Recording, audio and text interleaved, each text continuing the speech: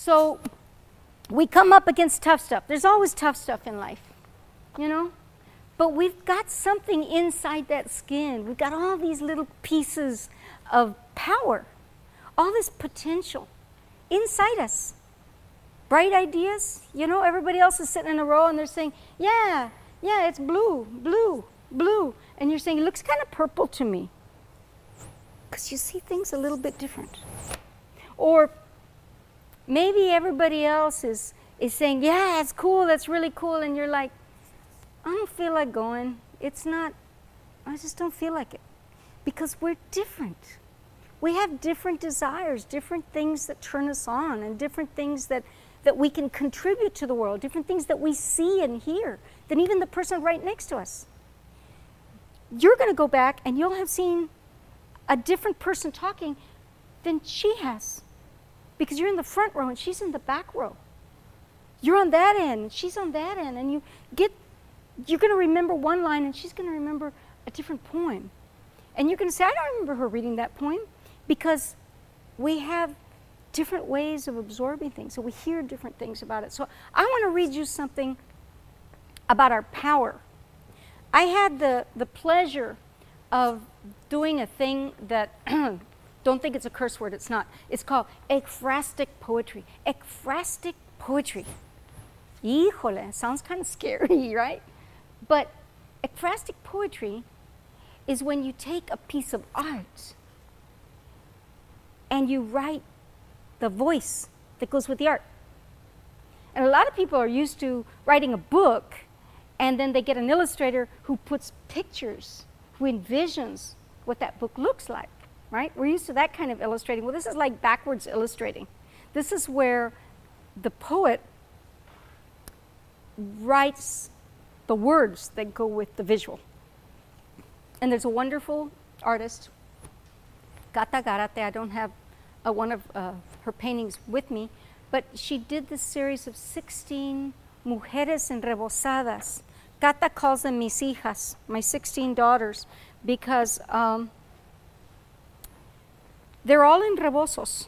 And I don't know how many of you are familiar with the rebozo. The rebozo is very common in Mexico among Indian women and among upper class women, middle class women. The rebozo is a very traditional, very Mexican statement. It's not just in Mexico, it's throughout the US, and especially in Mexican American communities, where a rebozo might be something you put on if it's cold, or if you're wearing like blue jeans and a t-shirt and you need to dress it up a little bit, you know, you put a bright colored rebozo on it.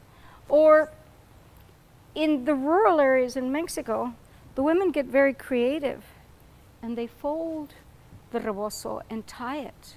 And they use it as a baby backpack, you know. The baby is laid right in here very securely. And they've got 2 hands free. They can carry the baby right next to them. You know those babies that start crying the minute you put them down?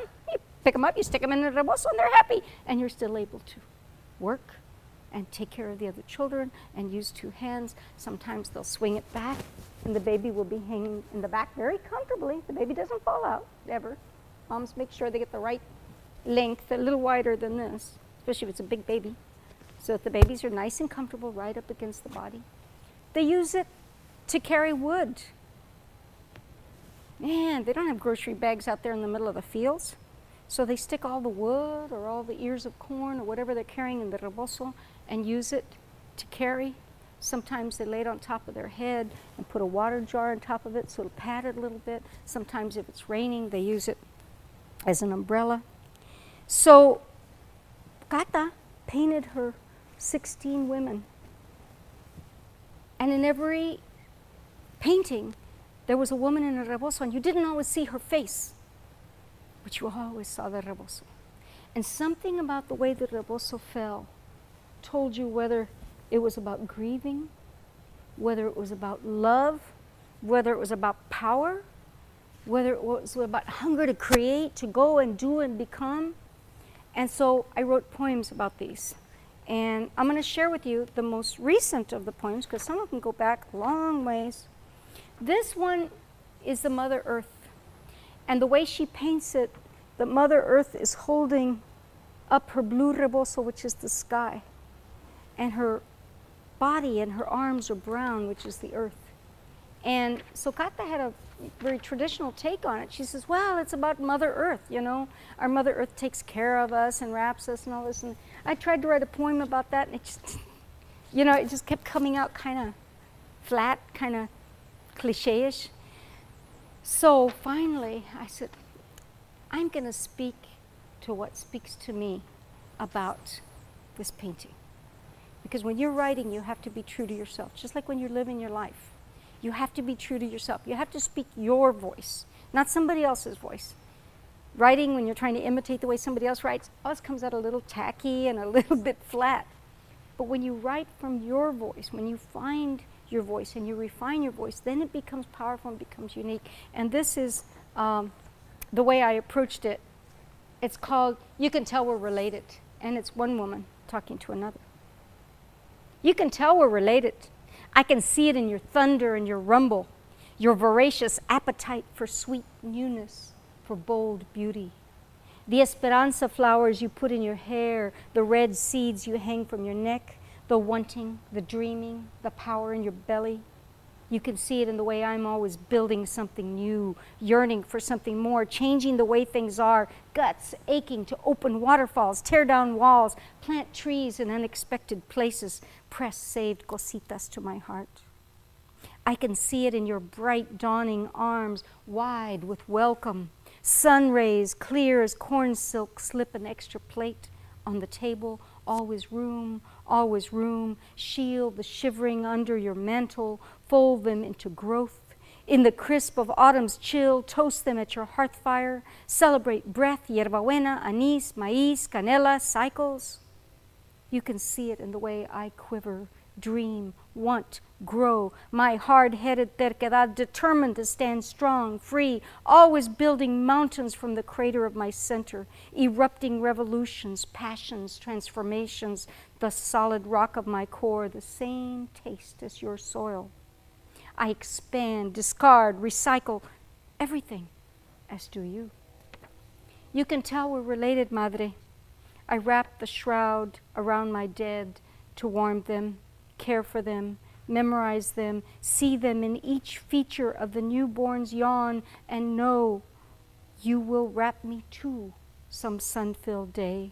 Envelop me in the sky-blue rebozo of your loving shroud. Lay me in the terca, soft brown earth of your still growing, changing heart. And so that was my attempt to take a piece of art and give it a voice, make it something that would express who we are on the inside, who we are when you quit looking at what we look like on the outside. I used to tell people, you know, on the inside, I'm very tall and very sexy and very, very just beautiful, you know. And you may not see the tall part or the sexy or whatever, but inside, that's who I am. And that's what we have to be strong enough to do, to emanate who we are, to say, this is who I am. And it is not defined by what's on the outside of the skin, but by what's inside the skin. I'd like to share with you another poem because it tells a little bit about why writers write, why artists paint, why musicians make music, and even why scholars record our history. Why viejitos tell stories, why your grandparents are always trying to grab you and sit you down and say, you know, when I was a child, I used to walk down the street, there was a big building right there, and they used to sell tamales there, and you're like, what? They're trying to share something because it's important, because they're trying to keep the story. So this poem is called The Story Keeper. And the subtitle to it is Instructions from an Historian. It's really dedicated to a historian here in town who was the very first Mexican-American woman to get her PhD in history. And she's a dynamite person here in town, Dr. Antonia Castañeda. And she told me, she said, you know, we aren't in the history books. your family's story, or your family's story, your families, that might not be written down in a history book. You might have to find that and put it in someplace. You might be the one who records what's gone on to save it. And this is a poem about how the story keeper, the person who keeps the story, keeps something much more important. The story keeper, instructions from an historian. In the jarros, she says, look in the jarros, the ones forgotten or shoved aside with a broken clay lip and color dulled by years of hard use and unmeditated abuse. Search between the folds of rags, the places no one else would look. Often they're there, hiding. Look in the garage, in the dark corners. Sometimes they are undiscovered, silent. In the tecorucho sheds out back, or dumped in the alley, wiped away from our lives for the trash to take. Others, hoarded like treasures the holder fears to reveal, wrapped in a homemade colcha, in a wooden box under the bed. In the viejito's eyes, in the twilight of death, you read their secret. The eyes point you to the spot. Stamp remember on the almost forgotten box and plead with you to be the keeper of the story. To open the box, unwrap the colcha carefully, save the scrawled story, protect it as best you can. Look in the places where ink does not show, in the breaking voice between the lines of a song. Our history is written in that song, written on the voice, sometimes written on the heart. Look at the hands, the way the woman crosses herself when she passes a certain field. Everyone knows the story of what happened there late that night 90 years ago. Everyone knows, but it is not written. The paragraphs of dangling bodies were too long, too ugly to be written. The sentences, like unfinished lives, too short to make sense. The letters of the words spelled out, distorted, incomprehensible, like mutilation of body parts that started out in belleza and truth. Look at the way she holds the masa with both hands, protecting, feeling its warmth, memorizing the moment for just a second before it split apart into many tortillas, each to go their own way. Some consumed rapidly, some wasted, some disappeared, never to be seen again. In her gestures, her hesitations, her sigh of mourning lie our history. As the whispers, she whispers, breathed out in unguarded moments when the soul is too tired to think, the body too worn down to hurt more, in the numbness of the night, when the father wrestles with the unwritten history, pleading to save it, speak it, bury it, staring at the pluma across the room, avoiding the paper, singing the Indian chant of a story he will not tell his children yet. They're too young, only 10 or 16 or 36. Wait, wait. I fear for them to know what those hate-filled others did to my grandfather. They're too young. Perhaps I too, at only 60, am too young to know, too old to forget. As the whispers she chants, learn the chant. Sing it slow and privately like he, a sacred song to be sung at only sacred moments. Look in the footwells of our steps, the table corners rubbed smooth, the marks on the walls where we have lived, the fine and tired stitches in the clothing sewed and mended, the careful fold of the shuck on the tamal, the thumbprint curves of crepe paper flowers trying to make canta out of llores. Learn to read the eyes, the hands, the spine. You must be like a detective or a spy. Subtle, unnoticed, unrelenting. For they are out there, our stories, to be read in the tracks of tears now made into wrinkles on the face, in the scars we carry with pride, in the grocery list marked with crayons, on a junk mail funeral home advertisement, in the Western Union telegrams of money sent home to Mexico, in the eviction notices sent people whose address has stayed the same for 150 years. You must be persistent, courageous. Go quickly, urgently. Go into the dark corners. Unveil our treasures from the attic. Go find it, hear it, touch it, write it down. This is how we keep our history. This is how we also keep our soul. And that's a little message about why we do what we do. Many of you are artists. Many of you feel this urge. You don't know where it comes from, but you just feel like putting something down, certain colors, certain shapes, trying to create something. Some of you are writers. You've scribbled something in the margin. You go put something in a diary. You make a little note to yourself. You're kind of embarrassed to call yourself a writer, but you're creating a story. You're keeping something that says who you are. Some of you are artists with clothing, with what you combine with what, and how you mix the colors, and how you make your hair. You're creating who you are.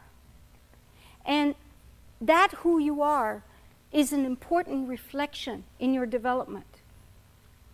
I often say that people that are different from the norm, and kind of all of us are different from the norm, but some of us are more different than others from the norm. We get up in the morning sometimes and we go to that mirror to see ourselves. And we're not there. Hundreds of thousands of us in this country, we look in the literature, we look in the school materials, we look on the movies, and we don't see our experience. We don't see ourselves in that mirror.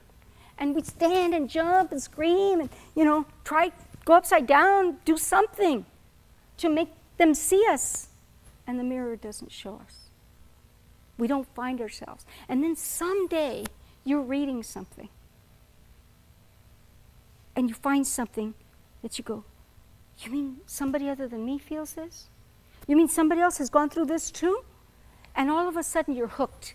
You're caught in that book because that book reflects some of who you are. You finally see yourself in the mirror. That's the power of literature. That's why people read and that's why people write, because it connects us to other people. It connects us to the writer and it connects us to a whole bunch of other people who share that experience, each in our own way. So, if you are creators, please continue creating. If you think you're not a creator, if you're like that kid who's saying, no, not me, ma'am, you're talking about her, you're talking about him, I'm not that good, they're good, I'm not good, not me, you're not talking about me. If you're doing all that double talk to yourself to convince yourself that you're not important, lay back a little while, relax. Let those excuses kind of wander to the side a little while and express what you want to express about your life, whether it's in music, whether it's in art, whether it's in acting, whether it's in fashion, whether it's in writing, whether it's in comedy.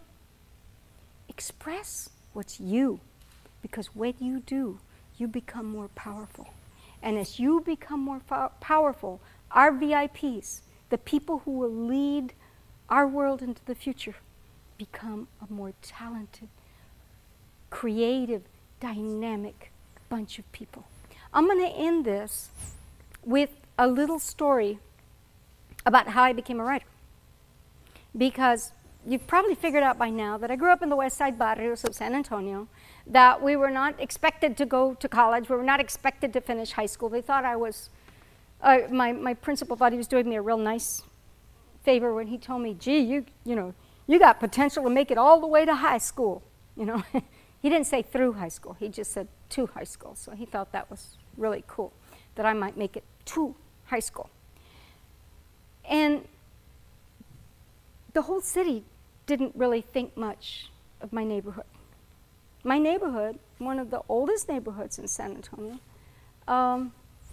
didn't have paved streets, didn't have parks, didn't have a library. I loved books, and someplace early on, I began to dream of being a writer. I have no clue why I dreamed of being a writer.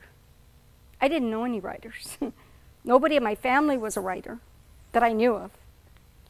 And I'd never met any writers. I didn't know the names of any writers. We didn't even have any library in our school.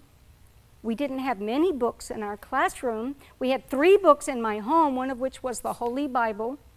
The other one was a hymnal with songs from church. And the third one I thought had something to do with medicine because it was called La Santa Doctrina, you know, doctrina, doctrine, doctoring, doctor. Yeah, it's got something to do with medicine. They were all boring, except for the Bible, which had a couple of really good parts in it. And I don't know where I got this thing about wanting to be a writer. But very early on, I got hooked. I didn't tell anybody because I was doing the nombre, not me, ma'am, yo no sé nada stuff. And not that anybody insisted because they thought none of us knew anything about writing. But I started writing and I started hiding little poems here and there so nobody else would see them, so I wouldn't get all embarrassed, you know. And finally, they put a library on the west side of San Antonio. There was no library on the west side until I was 11 years old. And when I was 11 years old, they put one in 2 miles from my house. And since we only had one car, my dad had that car at work, my mother would walk me to the library and back 1 day a week. And we would check out the maximum number of books they would let a young kid check out, which was 5.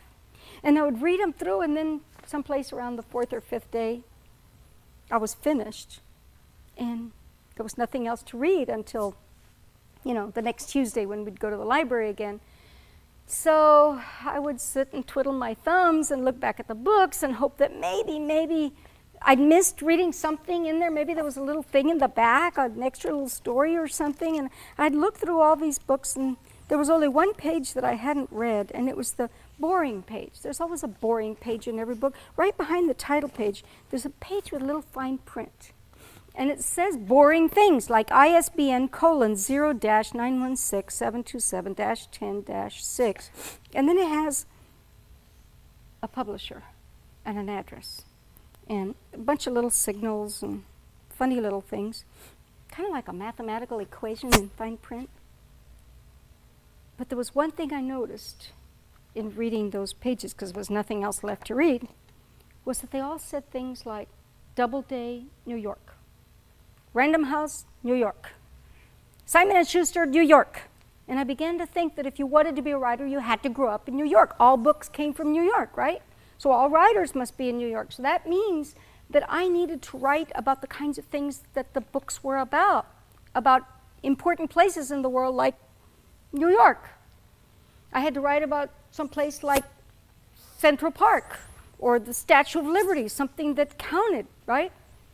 And so I started my first novel, and it said, one day, while walking through the middle of Central Park, comma, in New York, comma, and that was it. That was the end of my first novel. I was stuck. I had nothing to write. I knew nothing about New York or Central Park. I had never been to Central Park. What was I going to say? We didn't even have a park at the end of my block, like all these TV shows showed about the nice little neighborhoods with the cute little houses, and they had a park at the end of the block. And at the end of my block, we had a tortilleria, where an elderly woman would make corn tortillas and sell them for a penny each. And she was very, very old. And she would come towards, it wasn't a store like a store, okay? It was a store like somebody's house where they put a counter across the front room and they lived in the back and they sold the tortillas in the front room. So she would come through the door from the back and she would barely make it up to that front counter. And I said, this is the oldest person that I've seen still breathing. You know, she was ancient, and she would make it up to that counter. And I'm in shock because I've never seen anybody that old before. And the little kid from down the block cuts line in front of me, slaps 7 pennies on the counter and says, "7 tortillas, por favor." And he's got those 7 pennies on there. The old lady starts to count them all, one at a time, and she says, "Oh, no. No." So I figure it's going to take a while. So while she's counting, I'm staring, I'm looking at her face. And her face is brown and wrinkled. It's got little squares. The wrinkles have gone into little brown squares. Like, you know what the mud puddles look like in San Antonio in the middle of the summer when it hasn't rained for a long while? They're all cracked and dry and brown. You know, their face looked just like that. little brown squares. And I said, now I know. Now I know why she and the dirt look alike. Because they're the same age. She is the oldest breathing creature on the face of the earth. And she says, tres. And I'm like, okay. And the sunlight comes in through the window and hits her hair, and her hair is so white that it looks like the sunlight and her hair are sending these vibrations back and forth. They're like talking to each other, you know. Hey, ¿cómo te va este siglo? Okay, last century was a bummer. Te va bien gacho, híjole, that's too bad. You know, they're talking to each other. Her hair and the sun, and I go, they're talking to each other because they're good buddies, because they have the same birthday, because they're the same age, because she's the oldest breathing creature in the solar system. That's why, right? And she says, cuatro. And I look at her hands. And her hands don't look like they're made out of hands. They look like they're made out of the corn masa that she's been working all day long to make those tortillas. And I said, she's older than Mexican food? No civilization could be possible anywhere in the universe without Mexican food. She must be the oldest breathing creature in the universe. That's what it is. Finally, she gets around to siete. She takes those 7 pennies, puts them in the pocket of her delantal, and turns around to yell to the back of the house, to somebody, to come help her turn the tortillas, because when you're the oldest breathing creature in the universe, you deserve a little respect, right? And so she turns around so slowly, and she yells, Mama! And her mother comes out and helps her turn the tortillas. And I think I have nothing to write about because I don't come from New York, because I've never seen Central Park. Gee, I can't be like one of those writer people that writes things, books that are published in New York. I can't do that. That's what I thought. Years passed, and I kept writing. And dreams, if we take care of them, they grow. If we give them a little space, they grow. If we make room for something to happen, it happens. But you got to make room for it. You can't turn your back on it. So I kept writing, and I kept writing, and yes, I went and I got my education because the family said, Mi hija va a ser maestra. She's going to be a teacher, you know. And then I ended up teaching in college, and then my dad, who didn't like the idea of my going to teaching college, you mean you're not coming home? I thought you were coming home after you finish your master's degree. But finally, he says, Mija es un teacher, es college professor. So they were kind of proud with it after all. And I kept on writing, kept on writing, kept on writing, kept on writing. And somehow or other, through one miracle and another, through letting poems go and be published, letting them out. They're like children. They grow up and they go places. You don't know everywhere they went. Those little poems travel. And they go into one book and then another book. And I'd get this phone call and said, we saw your book in this newspaper, this Chicano Lit newspaper. Your book, Allí por la calle San Luis, which is about a little old lady and her mother making corn tortillas. Yeah.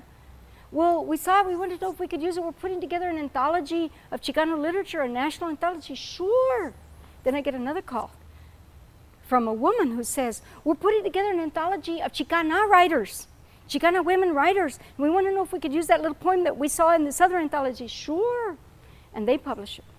And then I get another call from someplace in New York that says, we're putting together an anthology of women writers from the United States. And we saw your poem, Ali. Ali. What did I write about Muhammad Ali? Yes, of course you could use it. Well, we would like to use it, blah, blah, blah, blah, blah. Here are the details, and here's what you need to sign, and da-da-da. Ali. What did I write about Muhammad Ali? And finally she says, Ali por la calle San Luis. I go, oh, it's Allí por la calle San Luis. So I kept writing, and I kept writing. I was published in high school American literature textbooks. And I was published in publishers from New York, as well as the fantastic publishers we have at a regional level who see quality and publish it because they think it needs to be out there, not because they know for a fact that the equation says they're going to make $10,000 off of it. So I was publishing and publishing and publishing, and at one point I was asked to appear in the Dictionary of Poets and Writers of America, one of those big fat volumes in the library that nobody looks at except the librarians and the people whose names are in it. Oh, look, I'm in there. And they make you make a list of all the places you've ever published, all the things you've ever published. And I looked at my list, and there was one piece that was published more than anything else, and it wasn't about New York. It wasn't about world issues or universal human struggles, or it was a little tiny 10-line poem about the world's oldest woman and her mother at the tortilleria.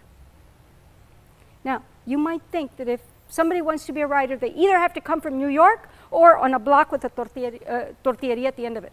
But that's not why it was successful.